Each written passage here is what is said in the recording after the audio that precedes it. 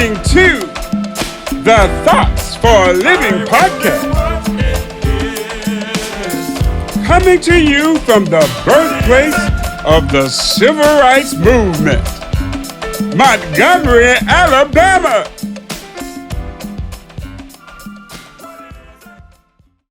Hello, and welcome to another episode of the Thoughts for a Living podcast. Today is June 24th, 2022. And in the prior episode, we had watched a video from former U.S. Attorney General, one of the, I must say, if not, he would have to have been the best in my lifetime, Eric Holder.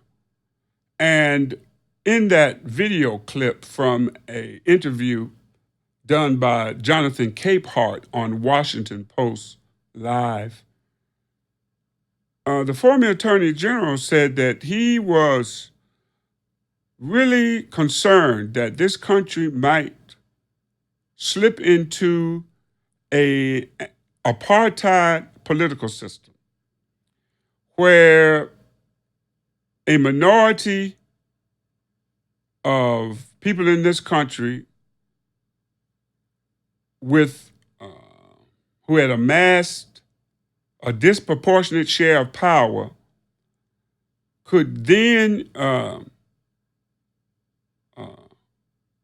be able to use that power so that the will and the concerns of the majority of citizens would be disregarded. Now, I'm paraphrasing, but that's the gist of what he was saying. And I thought it was important to use that to focus our conversation today, because I think it's vitally important that a former chief law enforcement officer for the United States would say that he feared the United States might slip into a political apartheid system where the minority of people in the nation with disproportionate amounts of power will have the ability to put into place laws and policies that are not supported by the majority of the citizens. And he used, as examples of that, he used the woman's right to choose, which we see today as we speak. The Supreme Court overruled Roe v. Wade, and the Supreme Court really overruled the will of the people because substantial majority of citizens in the United States agree with a woman's right to choose. And only a minority of people believe that women should not have control over their own bodies and decisions. And not only that, we saw that the Supreme Court itself, those conservative judges who make up a majority of the court, were actually representing the minority views of the population. And they were put on the court by presidents who did not win the popular vote. So in these two instances, you can see where minority rule based on Attorney General Holder's analysis is starting to happen. And he also alluded to facts concerning criminal justice, the criminal injustice system, and even the corporate gun lobby. How those are minority views held in the country But the majority would like to see some kind of uh, something done about guns. Who has access to guns? Personally, I do understand people who want to hunt, and I know that there's people who still might have to hunt. But I've never seen anybody hunting with an AR-15 rifle, and most people I know don't hunt with a pistol. So those are two weapons I don't have a problem with uh, having more regulations on having to access those firearms. That AR-15 is designed, it's a military style weapon. It's designed to kill people. And everybody knows that. And the same with a pistol. In this day and time, nobody hunts with a pistol. Only people need a pistol, is law enforcement. And in some places, they don't need one. And I'm saying that because even in small rural places, my hometown, uh, a young family was totally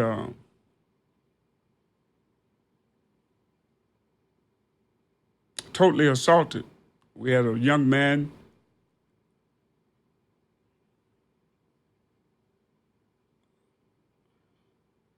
Samuel, was killed, murdered,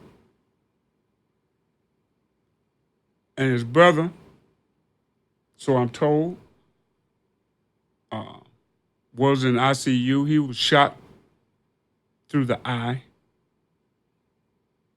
and I'm told allegedly that the same shooter went across town and then killed Samuel's best friend.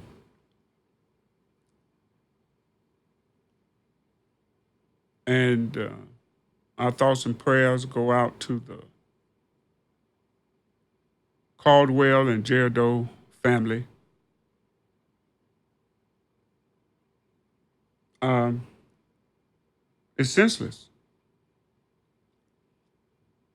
And along with, we're well aware of the mass massacres by white racists, senseless,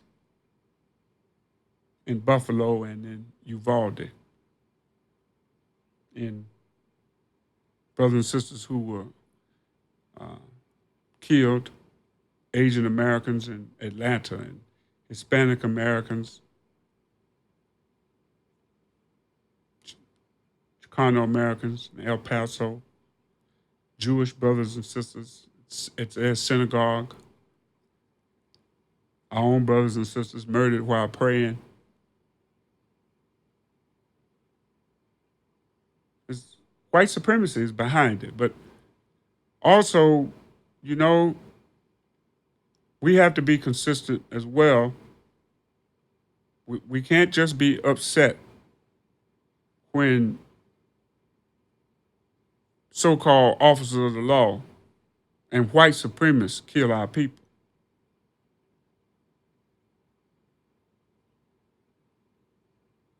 We need to continue to show the same kind of outrage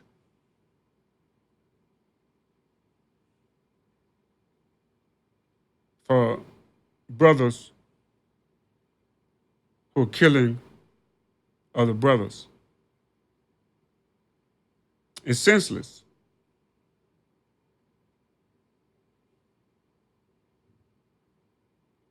And I know the conditions that create some of the environments that our people have to live in.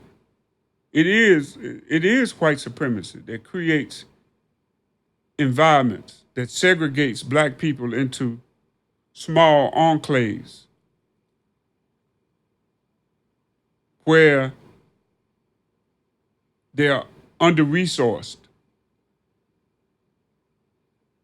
lack of funds for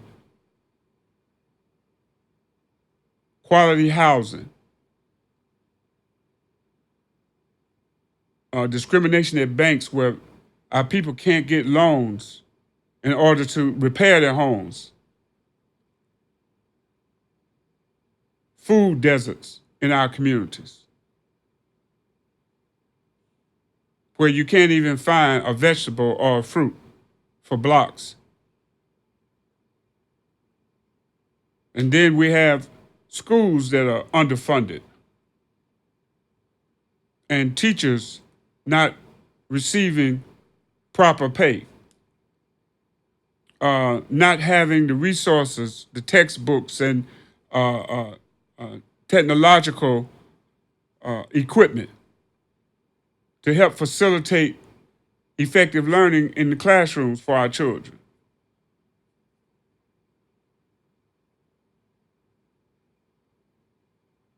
And where a lot of times we have people in the classroom who are not culturally competent and come out of teacher programs where they haven't been taught to be culturally competent, because a lot of the teacher programs themselves are European Americans who are not culturally competent, don't have experience with diverse populations, and so then they reproduce these same ideas about black people. And then they get reproduced by these teachers when they go into the classroom as novices, right? Not understanding our culture, not being able to identify the strengths that our children show up with in school. So we have a lot of uncaring and unprepared people in our classrooms. So students can't be effective in that kind of environment. And then also, not only that, community resources that's necessary, playgrounds, spaces to play. And so we are under-resourced in a lot of our communities, but at the same time, in our communities, you can find all the drugs you want to find. You can find all the liquor you want to find. You can find all the firearms you want to find. Now, we don't own no gun factories, and we don't own no drug factories. So how is it all of this ends up in our neighborhoods? And you don't have to be a rocket scientist to figure out. I mean, I can make a cake. I know if I get some eggs, some flour, right? Some water, if I mix that up and put it in an oven at a certain I know what's coming out. Well, when white supremacy leads to framing these kind of neighborhoods, under-resourced, without job opportunities, without quality education opportunities, and then you place in those neighborhoods with poor people alcohol, drugs, and guns. Well, is it any surprise what that recipe? That's a recipe for death and destruction. Now, I know that there are systemic reasons for this happening to our communities. But brothers and sisters, the system that's creating this toxic ecological context is in no way going to stop what they've created. We're going to have to put our bodies and lives on the line to bring our communities to the place of love and respect for humanity that's needed.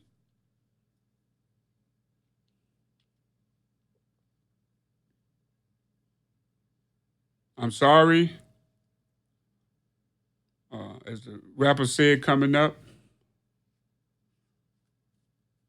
I hate the game.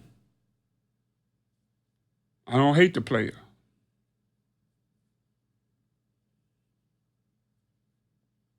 But if you're selling poison to your people, you don't love black people and you don't love yourself. If you're willing to kill someone that looks like you over frivolous disagreements, you don't love black people because you don't love yourself.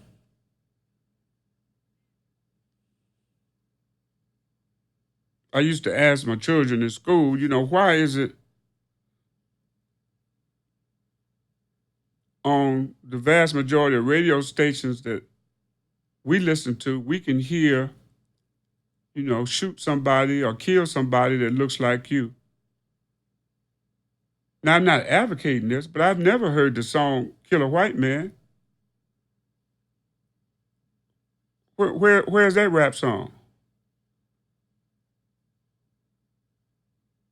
But we understand that why would the system that you live in not allow Kill a White Man on the radio, but don't have a problem with shoot a N-word on the radio all day, 24/7?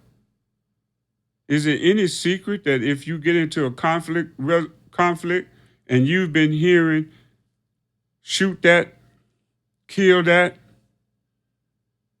pop that? Well, we have to understand, brothers and sisters, we're not each other's problem. Our problem is not with each other. Our problem is not the brother down the street. Our problem is not the sister across town. Our problem is rooted in white supremacy.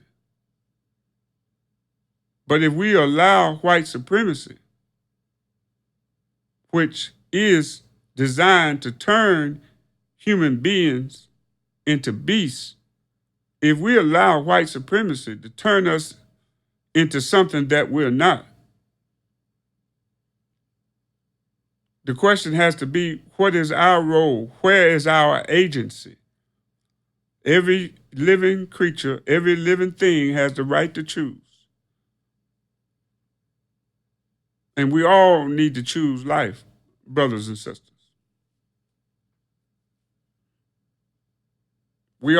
It's a time for us all to choose life.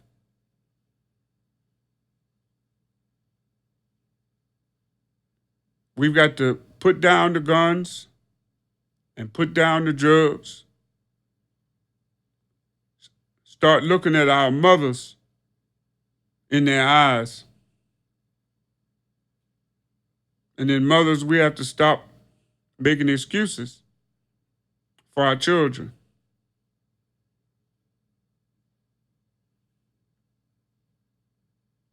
We've allowed some to become what they were not intended to become. We have to do what we can to change that. Put down the guns. We got to put down the drugs.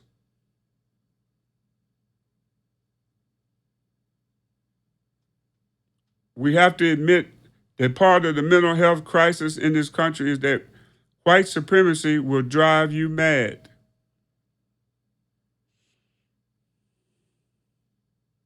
Not only will white supremacy drive the object of white supremacy mad, which is people of color, but white supremacy drives the white supremacists mad. That's what we're experiencing in this country. White supremacy is killing us all, whether it's killing us directly by the hand of law enforcers, by the hand of Wall Street and decisions that undermine our ability to have food, clothing, shelter, and transportation, by this nation's development and founding to protect the few rich from the masses of the rest of the people,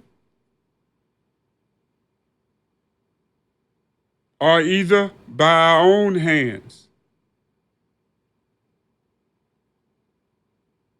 You know, we had research in the last, I guess from 2017, 2018, white people in the United States were the only population whose mortality was going down. And it was going down because, in this middle-aged whites, it was going down because of suicide, alcohol addiction, and drug addiction.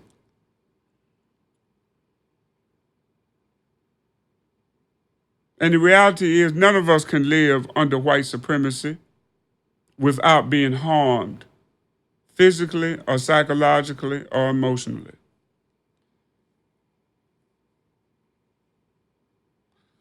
So the value system that comes from our African ancestors, we must value the group, humanity, value collaboration, working together, value spirituality, recognize that there is a creator and we are created beings, and value personhood.